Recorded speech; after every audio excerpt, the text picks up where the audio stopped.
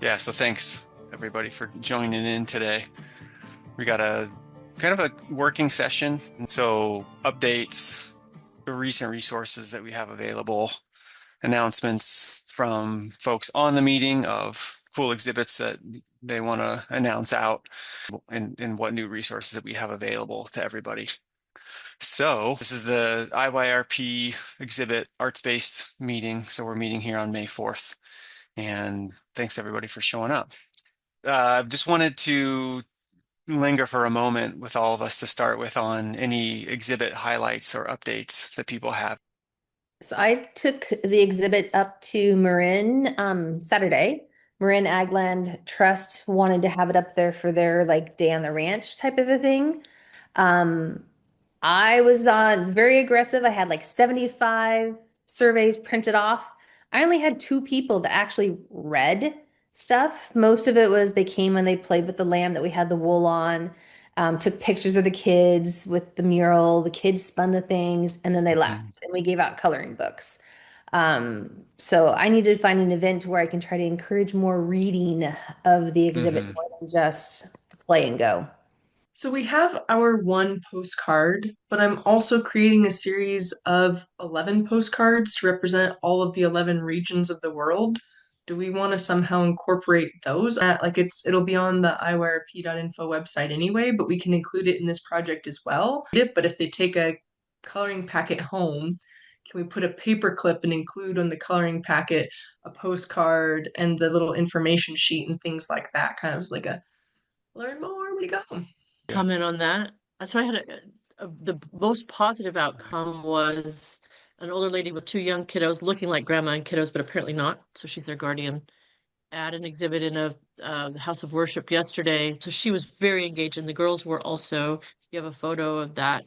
So for that kind of person, it's really very engaging. And she did read the details, had tremendous compliments on the coloring sheets from Cultural Center in Newburgh also, where the Western Oregon exhibit will go next.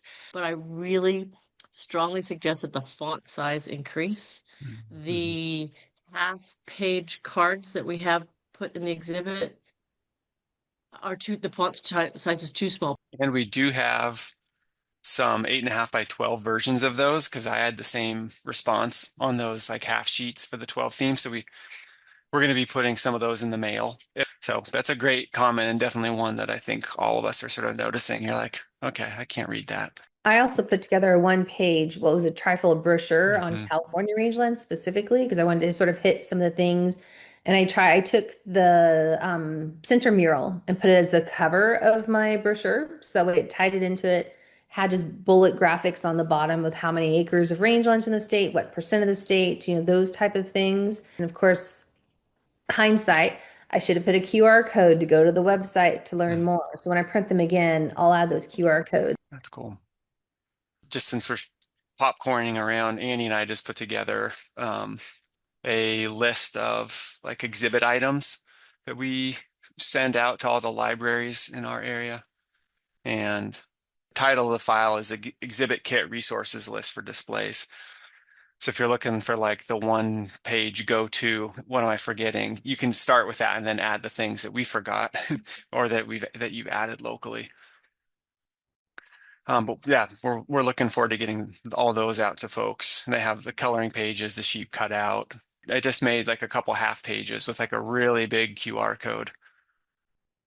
So if those could be printed off on a little bit of a card stock, print it, cut it in half, and then, post one up on the exhibit or somewhere near it, like, or you can put cards in so that people can see them easily. As people are getting your exhibits out to new events, be sure to take photographs. You can send them to us, me or Lauren. We have been updating the web page on the news section. I got a picture to add to this, I think, from the Burns Migratory Bird Festival from Melody, one of our farmer rancher collaborators. Nice exhibit update in La Grande, one in New Mexico State University, one on Hawaii at the Hamilton Library that Mark sent some materials along. We had our proclamation read at Thurston County with the Thurston County Commissioners, so posted some pictures there. one of the kickoff events in Nebraska that the team there did is here, and it's actually the news article. And then Sheridan and in Boardman, Oregon, Sage Center. So I'll send them along. The most recent that I wanted to show was from North Dakota. Seth Archer with NRCS has been hitting loads of different school groups. They've handed out, I don't know, something like 200 or 300 posters. They had more printed, then they printed them on this canvas. And so they've got a bunch of activities planned. So that he sent a bunch of photos. I just have to put them up. Another comment is getting folks to send in pictures of what their kids are drawing, right? So we can Mhm. highlight the kids' art. If we can do things like that, that's also incentive for the parents to then go on the website, right? Like, hey, thanks for submitting your photo. Look, your kid's art is displayed on our website. Yeah, I love that. That's a great idea. Nothing really kind of drives things home like the way kids perceive a topic, and then by drawing it. We've done a fair amount of that work, Annie and I, with a farmer's market and vegetables in elementary schools, and like you get a real window on what they've absorbed. Let's see. Oh, supplies needed. So we do have budget. We're doing well. So those who ask get. That's kind of how this has been going. That's not the most equitable approach so far. So postcards, posters, you tell us. The postcards seem real handy, and if Lauren, there's any additional ones you want, we can print those too.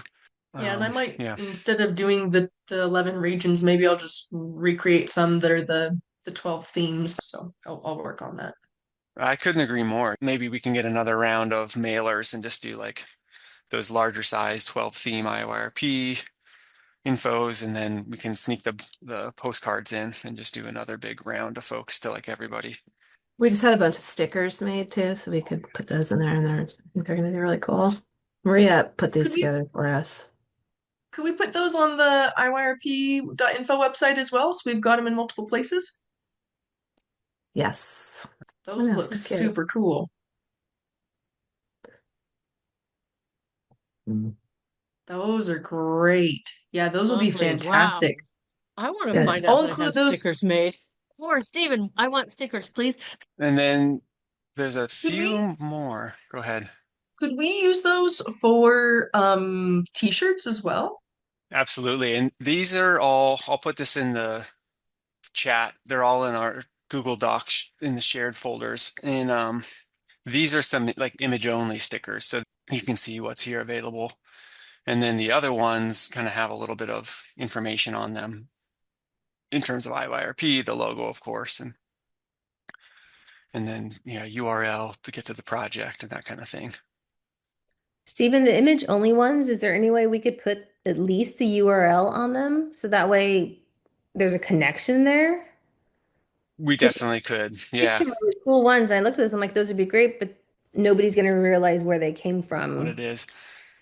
And actually, there's a whole bunch of, well, not a whole bunch, but another like 4 or 5 that Maria made that we didn't end up putting the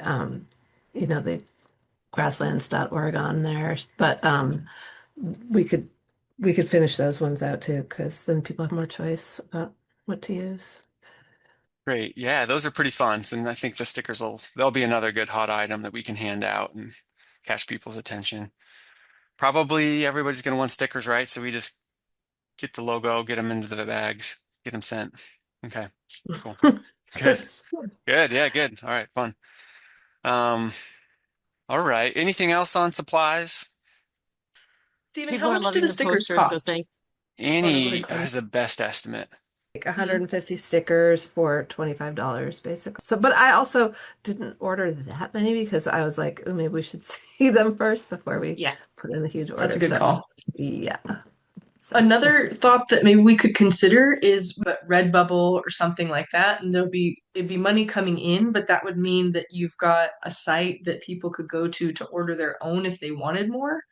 We'll have a lot for a while, but still, we should do it anyway in both, So if people even want a bigger order for something we totally weren't even thinking about. Yeah, yeah. Because I've had the SRM Texas section president had messaged and said, "Oh, what materials are there?" So like there's if it's in a spot, like there's people that are part of the project that have exhibits, but then there's like a whole group of other folks that would be really probably quite interested in having some of these materials. So And this is a good related topic to what Lauren's mentioning. Under the grasslandsproject.org and then side button and then educate. A lot of the files are here. The posters, the postcards, the sheet cutouts. If you need to do a big event that where you want to have a lot of activities for kids, the coloring pages, the seed packet, the crochet square, scent bell activity.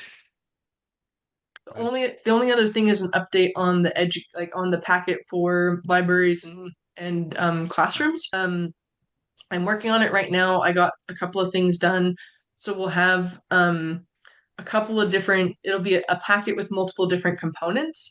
And so we've got like a music component. We've got several groups of shepherds who have submitted music compositions that are in videos. So we'll have those linked to materials as like a musical and composition, and that ties to processes of domestication. For example, there's a milking song in China that people use to domesticate yaks for milk, or for milking the animals. So there's like little things like that that tie in ecology that links to school programs, but then it kind of offers a wide breadth of things that people can be exploring and understanding, just so that it's in a single packet and people can pick and choose what they want. If anyone's got any like school games or like elementary level games that could be used, let me know.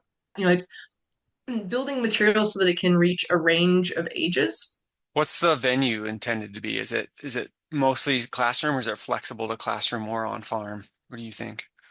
It can be flexible. Cool. Yeah, I mean, it just depends on, I mean, if you want to get kids to try and recreate some of the shepherd songs, I think probably having it on a farm in a not enclosed area would probably be the better place to do that. And You and don't again want with to drive feeling. people nuts.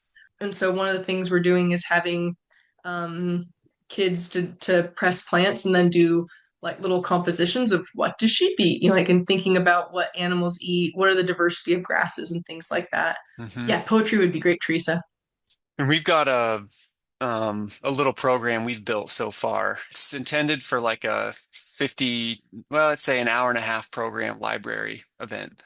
And so there's kind of a couple little short introductory pieces like Meet a Farmer. And then there'll be a few stations. And so people can go out and do like a little, if we have the right people, depending on who's there, like a crochet station, a coloring station, this Kumihimo discs, which are like kind of a braiding kind of template kind of thing. Yeah, so we can post someplace just that like our agenda outline because maybe that's helpful. That would be fantastic because then we can have a list of like what's the curriculum, what are the things people learn, and then what are the hands-on activities? Because the hands-on activities will need to get like a what do people need to purchase, and because originally we had said in the grant we'll put it on teachers pay teachers, which I Hmm. think is still a really good idea to do. But then we're not going to be able to ship materials to everybody.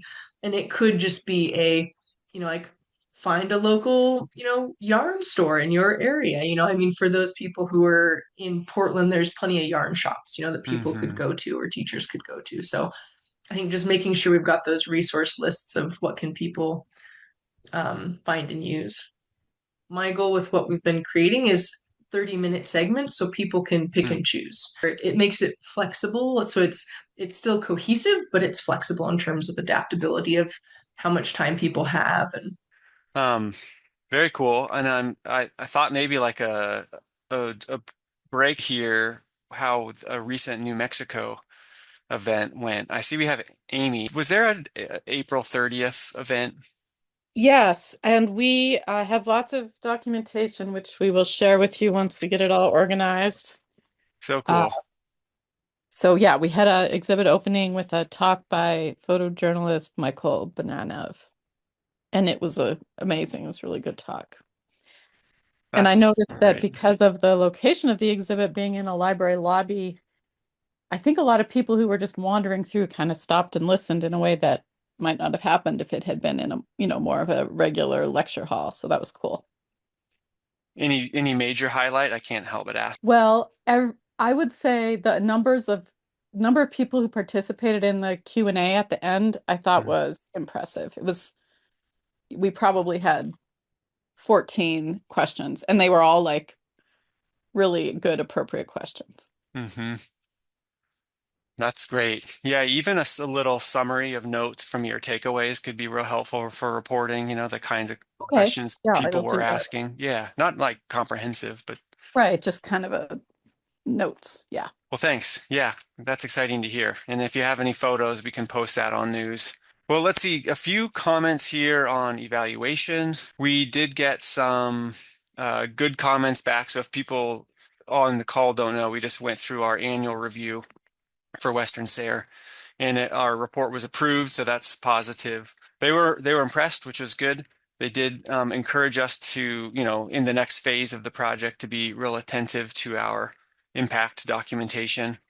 What I think that we maybe don't have as great a guidance for that we want to probably provide to people is some of that informal documentation. Like try to get a rough estimate of the count from your event and write a little summary afterwards of your own personal observations of kind of what happened and what you saw. Um, because those can be just as valuable. And at certain points within the SARE reporting portal, they really restrict you to quantitative data entry in terms of like people reached in different categories. So obviously evaluating, my passive exhibit for the last month at Thurston County is gonna be hard, but I could get the proclamation event and get a pretty good sense of the, participation there. Vikram, do you have anything to offer on those points? So Hmm. going forward, maybe we can get to somewhat of outcomes, Hmm. like in addition to how many people attended and all of those, like little bit of behavioral intention or knowledge change, that kind of a thing. Okay, what else is working and isn't working for folks here, evaluation wise?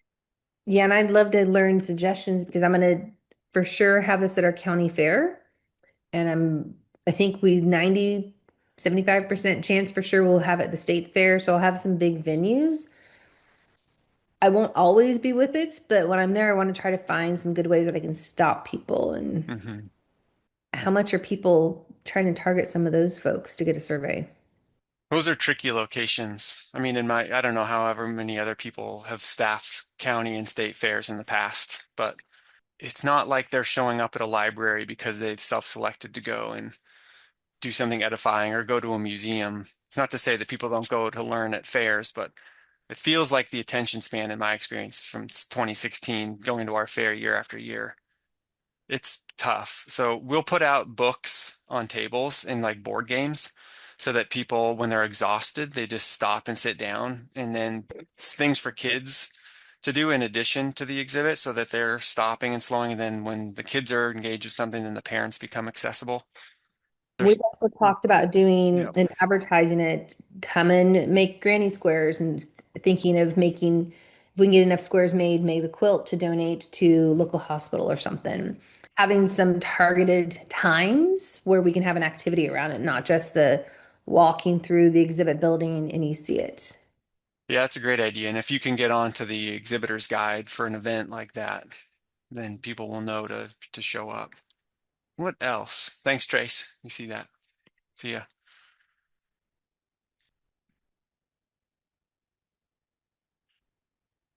Well, the easy things, not at those kind of events, are just to make sure you also keep eval forms on hand that people can fill out.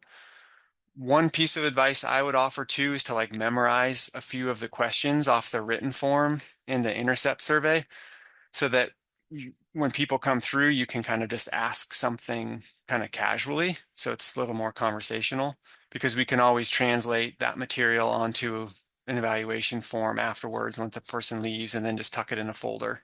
Vikram, have any thoughts for us? You've seen projects try to do these wide-reaching evaluations in multiple states, and they're very hard to pull off.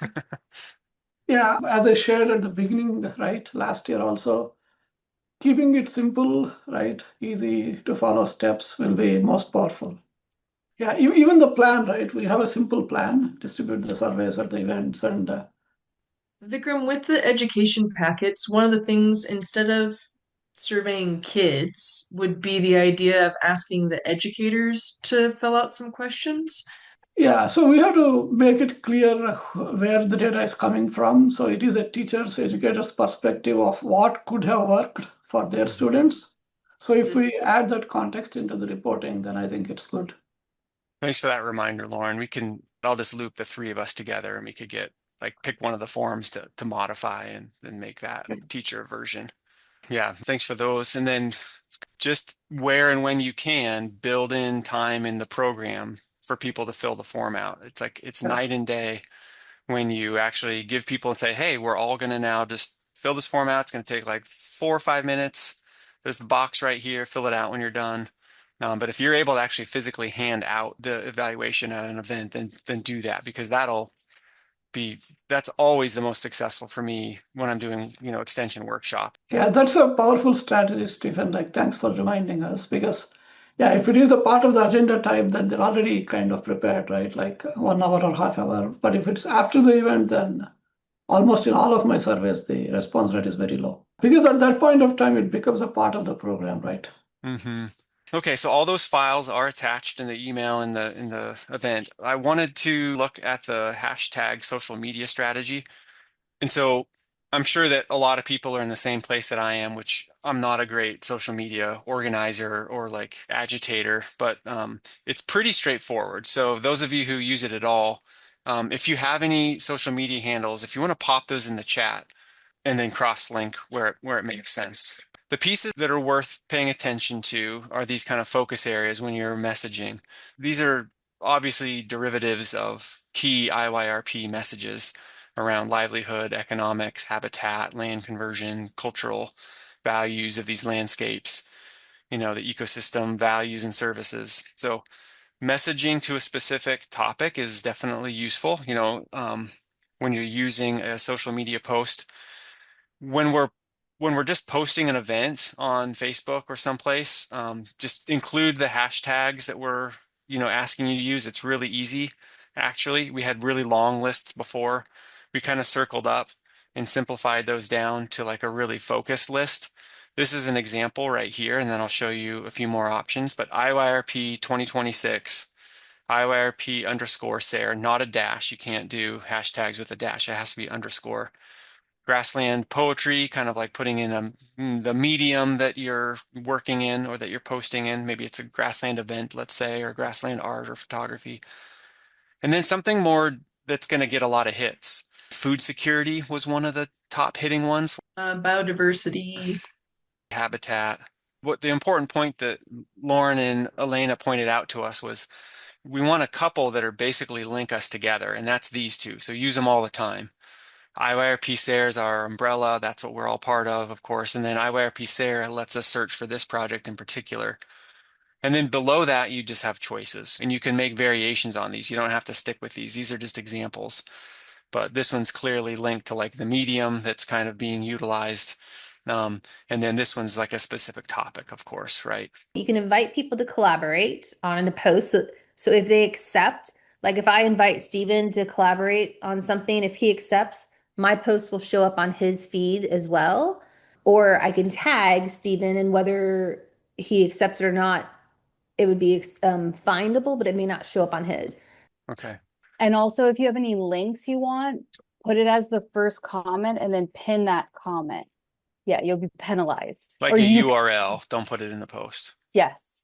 It's a hot mess. So Social media is a pain. is it like minimum practice, use the hashtags? Hashtags are really useful, but also to being linked to each other is probably even more so. When I connect myself to IYRP 2026, or I comment on or tag somebody who's a partner organization that I work with locally, like our Chamber of Commerce Outreach, Business and Tourism Bureau, or a local nonprofit organization, and then they repost. Those are the areas we're going to see even wider spread. So make sure you think about linking in the other people who you work with. You have to follow them first, and then you can put in an @ sign in their organization. It'll pop right up, and then they'll see it in their feed. Oh, importantly, templates.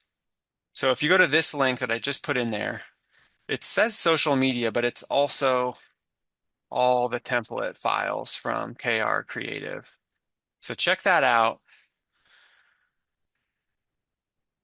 So we've already used these, Annie and I, a good amount locally, and they are great. They're totally great. they're in PowerPoints. You can get the PNGs, but this is just as simple as like opening up the file. This is just opening it in Google Slide, but you can see a little bit what the template is, date, time, event. It all is easy to use. There's just a variety of template files in here. Some of them are kind of crafty, like this one has to do with like some fun facts. And so it's like a series of posts. So did you know?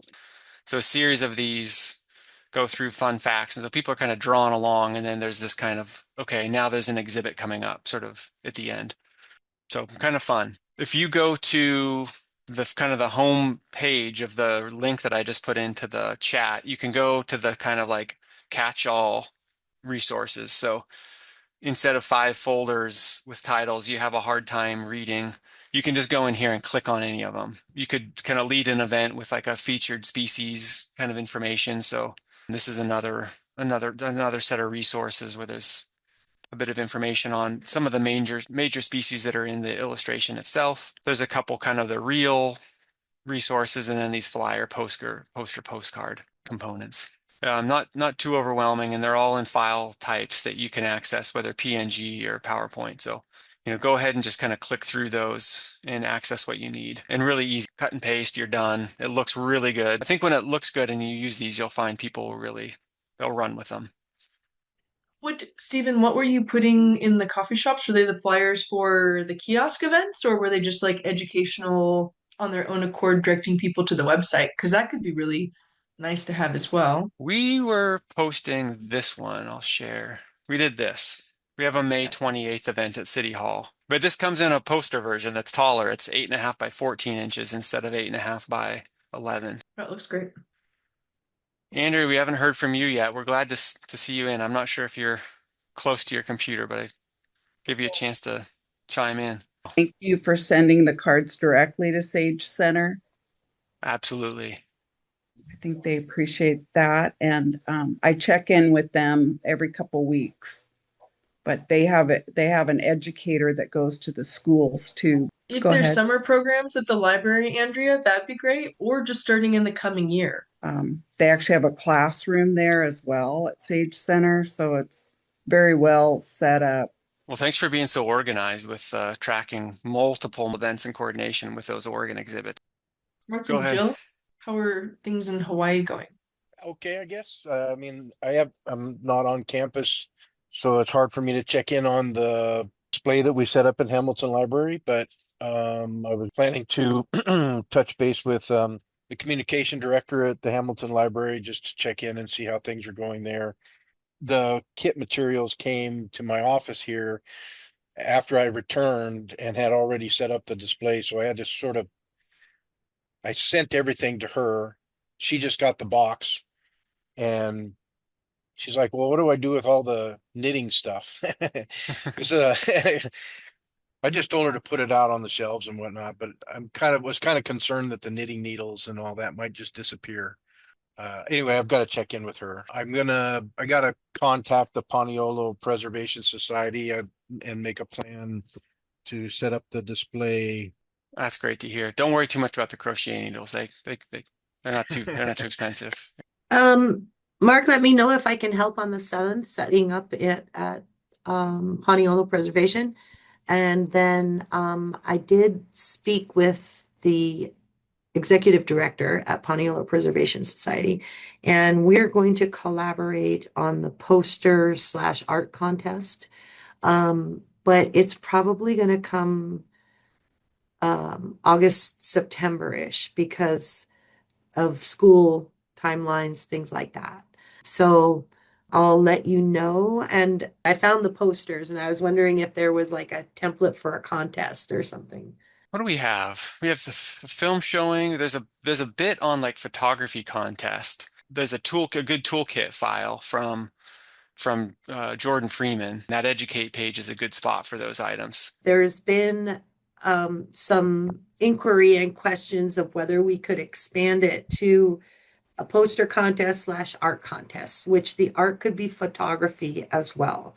Because there was kind of a like, well, how do we involve our ranchers and our land managers and beyond just the school group? And so kind of create an event that draws in as many people as possible for that exposure opportunity. And if we had that event at the shopping center, then they were the ones who were like, hey, can you do something for the adults too? Because it just seems to expand the draw. So we're thinking more kind of like a poster contest for the Waimea schools, which kind of live in the center of rangeland. So also trying to do a either art photo contest and having age categories, but open to everyone. So yeah, and I'm thinking like I was thinking of kind of starting with the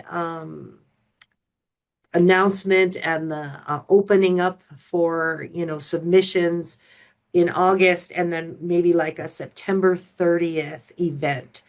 Yeah, and we can't do all the good things at the beginning of the year. Got to save some of them for later on, Right. right? Keep going. Right. We were thinking of, yeah, pulling in that display, having the event at the shopping center. But then Paniolo Preservation Society not only offered to host the display, but also our art, as long as our participants would be willing to display it. So we'll have the art out much longer than just the event. Yeah. It may be at both locations. I'm not sure if the shopping center is willing to keep some of it up for a period of time too. But yeah, that's kind of the rough timeline. Everybody has a lot on their load or a lot of stuff on their calendars right now. So I've been trying to, not be too pushy, but trying to get that date set and commitments at least for the spaces. And then we'll work from there with kind of our advertising, I guess, and outreach. Okay. But yeah, and I'm sorry, this meeting on Monday mornings, we have a team meeting that starts the same time you do, but it's only a half an hour. So I'm always going to be a half an hour late if I can join you on Monday mornings, but I appreciate the call very much. Well, maybe we'll push this back. Keep it on Mondays on the first Monday, but push it back a half an hour or something. What do people think about? Do you think it's worth me sending a doodle? Should we just try to set it and go with who can make it at 12:30 Pacific, 1:30 Mountain?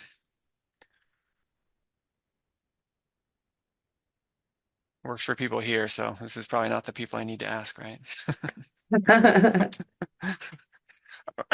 Maybe I'll send a little poll and we can get a little wider input. All right. We've covered a lot of good ground, and I love most in these meetings hearing everybody's report outs on what you're doing. So thanks for coming. Thanks for sharing.